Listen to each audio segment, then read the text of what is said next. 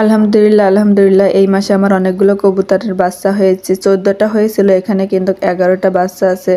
3টা বাচ্চা অলরেডি মারা গেছে, মানে শীতের কারণে হয়তো বা মারা গেছে। কবুতর কিন্তু আমার ভীষণ শখ করে আমি কবুতরগুলো পুষি। তার ভেতরে যে এই বাচ্চাটার মা, মানে এর মা যে সে আমাদের বাসায় উড়ে আসছে কোন জায়গা থেকে, আসা যায়নি, সেখান থেকে যে প্রথমেই বাচ্চাটা তুলেছে। মার আর বাপের কালার একরকম হয়েছে।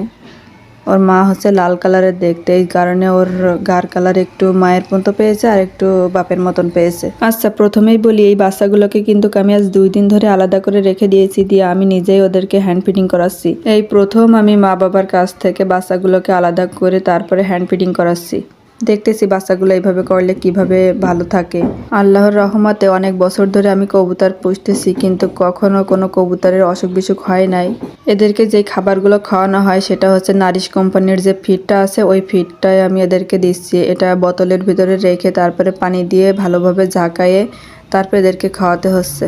আর এইভাবে এই নারিশ কোম্পানির ফিডগুলো যদি খাওয়ানো যায় তাহলে কিন্তু বাচ্চারা দ্রুত বড় হয় আর অসুখ বিসুখও কিন্তু একটু কম হয়। কারণ ছোট বাচ্চায় কিন্তু মারা যায়, বড় হলে কিন্তু আর মারা যায় না। আর আমার যে বড় কবুতরগুলো আছে ওগুলোরে কিন্তু আমি ধান, গম, তারপরে ভুট্টার গুঁড়ো এইগুলো মিক্স করে তারপরে আমি ওদেরকে খাবার হিসেবে দিয়ে থাকি। বোতলের মুখে যে পাইপ মতো দেখতেছেন এটা কিন্তু সিরিঞ্জ।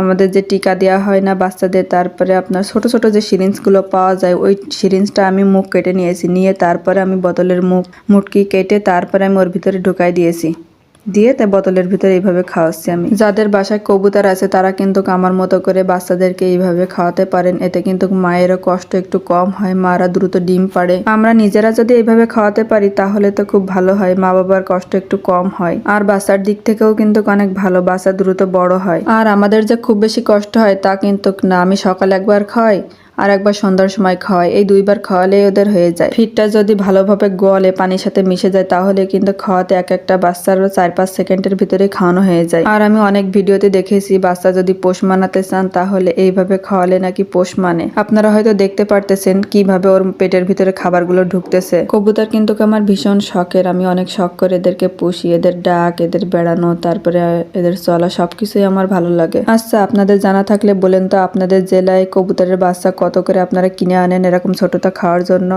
আমি তো কখনো বাজারে যাইনি আর আমি জানিও না যে কত করে। অনেক খাবার খাওয়াই ফেলেছি, দেখেন একটুখানি ধরছি, নাড়া লাগছে, তার ভিতরে ওর মুখ দিয়ে বেরোয় যাচ্ছে খাবার। ওর মা বাবা যখন খাবার খাওয়াতো তখন কিন্তু এত পরিমাণে খাবার খাওয়াতো না। এই জন্যই নিজেরা যদি একটু কষ্ট করে খাবার খাওয়াতে পারি তাহলে ওদের জন্য খুবই ভালো হয়। এই যে আমার আর একটা কালো কবুতর আমার হয় না, আমার সব কবুতর সাদাই হয়, এটা শুধু কালো হয়েছে। জানি না বড় হলে আবার এর গার রং